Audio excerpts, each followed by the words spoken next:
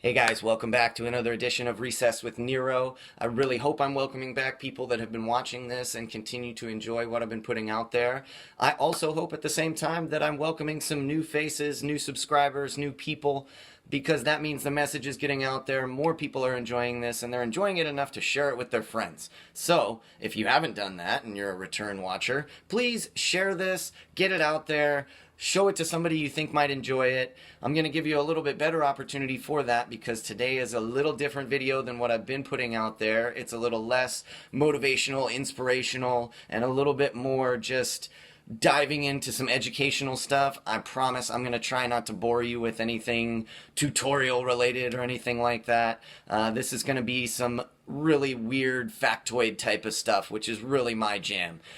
I want to start it off by saying it is a portentous date today when I'm shooting this. We also just passed a very portentous date because it was the 50th anniversary of the moon landing. That's right, July 20th, 1969.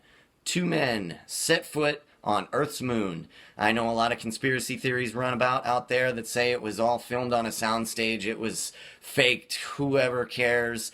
That's not the reason or the version that I choose to believe, so we're just going to dispense with the rest of that stuff and carry on with this version of the story that we did make it to the moon, we did land there, and three guys became practically immortal from an educational standpoint. Neil Armstrong, Buzz Aldrin, and a third gentleman, Michael Collins, who a lot of people tend to forget, who was up in the command module, still quintessential to the success of the mission, and really essential to the whole thing coming together, because he was orbiting and waiting for the lunar module to shoot back up so he could pick it up and take the rest of them and go home.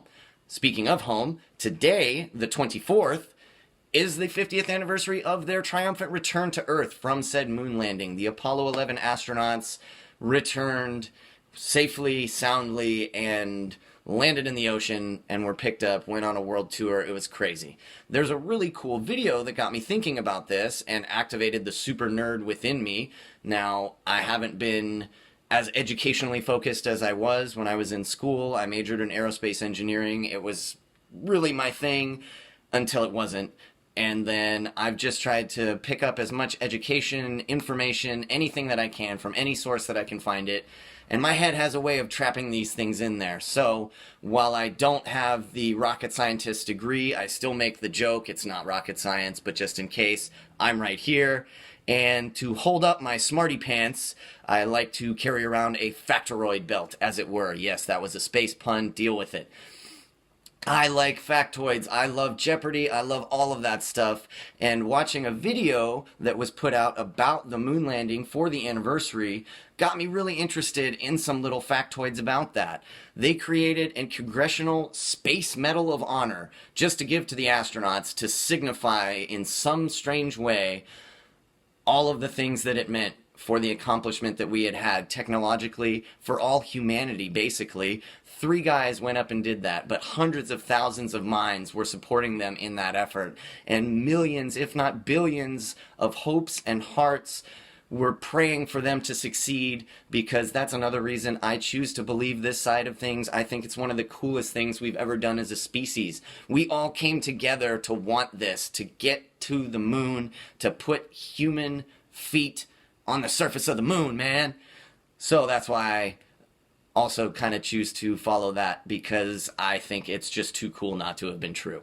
So while I was digging into some of that stuff with the Space Congressional Medal of Honor, the first interstellar religious ceremony because somebody took communion on the surface of the moon, just little odds and ends like that I found to be really, really cool. So I went kind of searching, and today I'm just going to roll them off my head. I didn't really do more research on this because I want to show, one, that I am the smarty pants that I claim to be. I do have the factoid belt, and I just don't tend to forget things. So hopefully, if this does anything for you other than just bring to light some really weird facts that maybe you can share with your friends, cocktail parties around the water cooler, whatever trope you want to use right here, pass it on. I think it's fun. Sharing this kind of silly information just really makes me happy. We'll just go with that.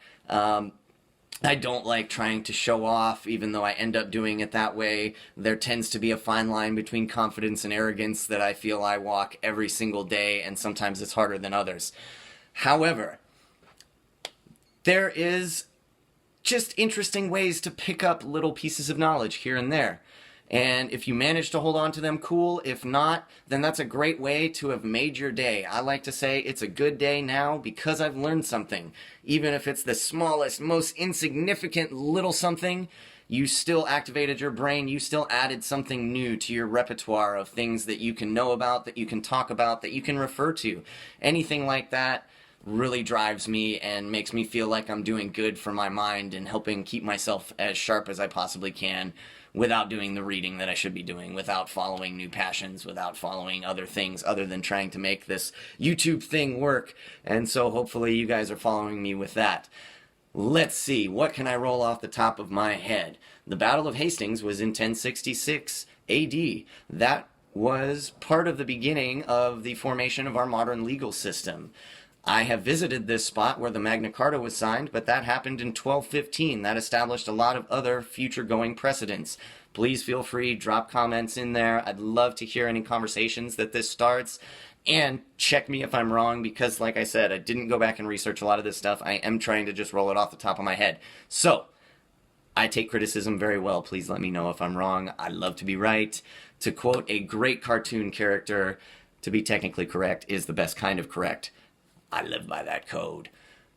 Next up, what else? Have you ever noticed when you are filling up a glass or any kind of vessel with a liquid that you can actually fill it above the top of the vessel? You look really closely, you can see that there is a concave bubble-like thing happening on top of that vessel with the liquid, appearing that it should spill out because it is over the vessel.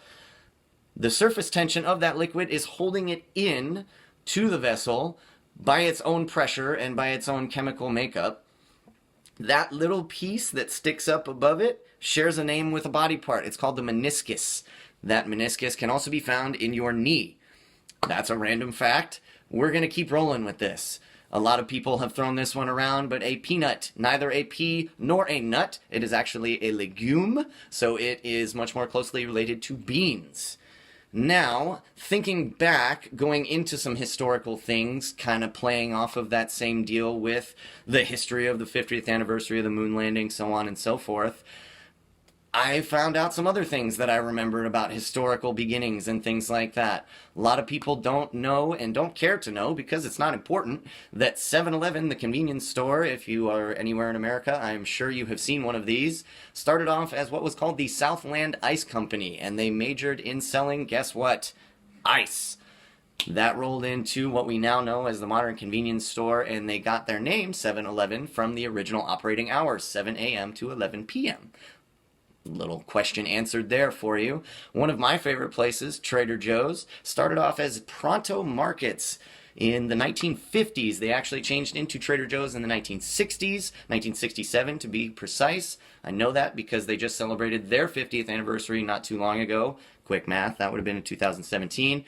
Thought that was really cool, dug into some of their stuff, found out there was actually a Joe very near the beginning. I don't know if any of you, like me, saw the sign and said, was there ever a Trader Joe? Yes, there was. He was the one that converted it from Pronto Markets into Trader Joe's. His name was Joe Colon. He was the owner of the company for a long, long time. He is not anymore.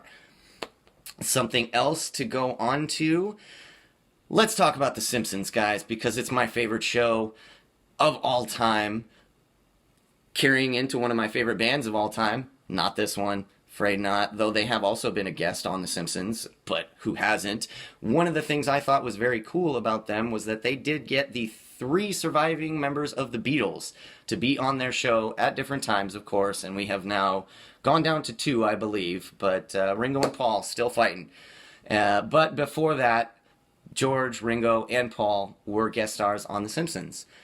Thinking about that, The Simpsons debuted after the Tracy Ullman shorts. Its first full-length episode, Simpsons Roasting on an Open Fire, came out December 17th, 1989.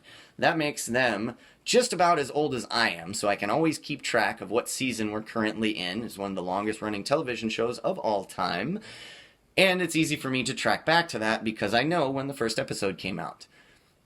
Again, not something that you really need to know, nor will you ever hopefully probably want to use it, but there it is, some Simpsons factoids for you. While we're talking about how old I am, something random I have come across in birthday wishes and things like that, I share the same birthday with Roger Moore. A lot of people know him most well as 007 James Bond.